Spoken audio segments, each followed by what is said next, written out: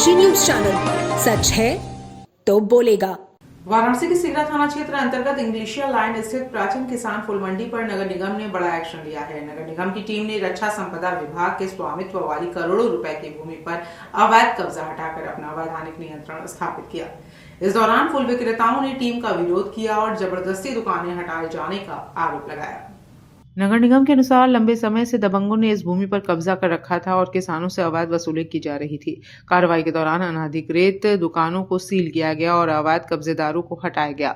अब फूल विक्रेताओं को सीधे नगर निगम से अनुबंध कर किराया देना होगा। पूर्व में जारी पीला कार्ड और अवैध टैक्स रसीदों को निरस्त कर दिया गया है। यह फूल मंडी पूर्वांचल का सबसे बड़ा केंद्र है, जहां से करीब 2000 दुकानें जुड़ी हुई हैं। यहां से फूलों की सप्लाई पूर्वांचल के अलावा मध्य प्रदेश, बिहार और पश्चिम बंगाल तक होती है। किसानों और व्यापारियों की शिकायतों पर आधारित इस कार्रवाई से हजारों लोगों की आजीविका प्रभावित होने की आशंका है, जबकि निगम का कहना है कि इससे व्यवस्था सुधरेगी और अवैध वसूली रुकेगी। नगर आयुक्त के निर्देश पर हुई इस कार्रवाई में सहायक नगर आयुक्त अनिल यादव ने बताया कि अब सभी फूल विक्रेता औपचारिक अनुबंध के तहत व्यापार कर सकेंगे।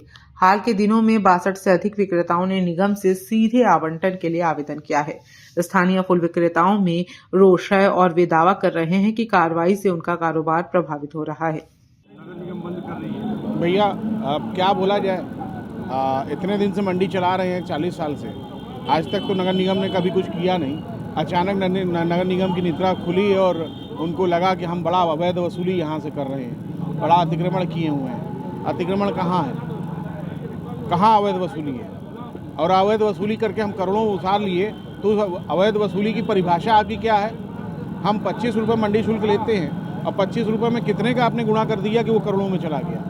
और मंडी तो 82 से चल रही है, 84 से, और शुरुआत तो 1 रुपये से हुई थी।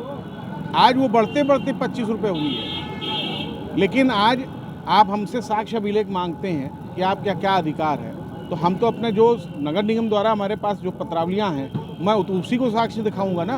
अब आप उस पत्रावलियों को ही निरस्त कर दें तो मेरे पास क्या बचा? कुछ नहीं बचा। आखिर अगर हम अवैध कब्जेदार थे तो इतने दिन से हमारा टैक्स का पैसा क्यों लिया जा रहा था? पिछले 37 साल से किसान इस फूल मंडी से जुड़े हुए हैं। इस जगह से कम 2000 लोगों की जीविका जुड़ी हुई है, जो अपरोक्ष रूप से जुड़े हुए हैं। 2000 में तो वो सभी हैं जो जितने मंदिरों पे जो माला बेचने वाले हैं, वो लोग भी तो इसी से जुड़े हुए हैं। जो घर घर माला पहुंचा रहे हैं वो भी तो यहीं से जुड़े हुए हैं। अन्यत्र दूसरे शहरों में जो माला जा रही है यहाँ से, वो सारे लोग भी तो यहीं से जुड़े हुए हैं। उनकी भी तो जीविका यहीं से चल रही है। तो ये 2000 की संख्या यहाँ दिखती थोड़ी है, लेकिन वो 2000 लोग कहीं ना कहीं डायरेक्ट इनडायरेक्ट तरीके से जुड़े हुए हैं। नगर निगम उस पे अपना कब्जा बता रहा है, क्या पूरा मामला है और अचानक से नगर निगम को कैसे ये याद आता है? नहीं, ये जो इंग्लिशिया लाइन की फूल मंडी है ये काफ़ी प्राचीन है। यहाँ पे सैकड़ों की से अधिक की संख्या में यहाँ पे जो अगल बगल के क्षेत्र के जो किसान हैं ये आते हैं और यहाँ पे फूल माला का व्यवसाय करते हैं। बेसिकली ये जो जमीन है ये रक्षा संपदा विभाग की है और जो कि नगर निगम वाराणसी के प्रबंधन में देख रेख में है। वहाँ पर कुछ व्यक्तियों के द्वारा उस भूमि पे कब्जा करके और जो किसानों से अपना अवैध रूप से शुल्क वसूलना और इस तरह का काम करते थे।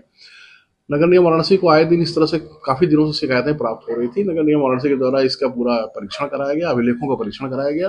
तत्क्रम में नगर निगम के द्वारा कार्रवाई करते हुए उसको कब्जा लिया गया, तालाबंद किया गया। आदरणीय नगर आयुक्त महोदय के निर्देश पे, चूंकि वो किसानों जो अगल बगल गाँव के किसान हैं वहाँ पे माला फूल के व्यवसाय करते थे, जो अनवरत करीब 40-50 साल से कर रहे हैं, उनकी सुविधा को देखते हुए सीधे इस बात का निर्णय लिया गया कि सीधे किसानों से बात करके उनको भूमि पर व्यापार करने की अनुमति दी जाए। इस क्रम में वाराणसी नगर निगम के नायब तहसीलदार को बेसिकली रूप से लगाया गया है। उनके द्वारा परीक्षण करके कौन किसान कितने दिनों से काम कर रहा है, उपयुक्त भूमि उनको आवंटित करने के लिए इस पर कार्रवाई की जा रही है। उसमें 2 पालियों में चूंकि वहाँ पे व्यवसाय लोग करते हैं, एक सुबह के शाम के, तो शाम की पाली में लगभग 62 आवेदन किसानों के प्राप्त हो चुके हैं नगर निगम वाराणसी को। प्रातः काल में भी कार्रवाई चली, मुझे लगता है आज तक भी कार्य पूर्ण कर लिया जाएगा।